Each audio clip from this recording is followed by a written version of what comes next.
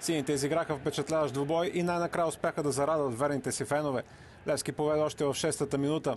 Владо Гаджев стреля от около 25 метра. Националният вратар Владо Стоянов се намеси изключително неадекватно и при добавката Бедоя нямаше проблеми да вкара. Отговора на Лудогорец не закъсня. 15-та минута Безек получи хубав пас и когато се обърна с лице към вратата на Левски, бе фаулиран от Пламен Крумов. Главният съдия Георги Кабаков отсъди дуспа, а от 11 метра Козмин Моци технично изравни. Сините отново избухнаха в средата на полувремето, когато Сърмов едва не скъса мрежата след грешка в отбраната на Лудогорец.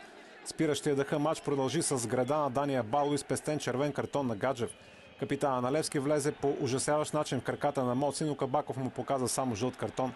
38-та минута стадион Георги Аспарухов отново избухна след испанска комбинация между Аниете и Бедоя. Последният отбеляза втория си гол в срещата.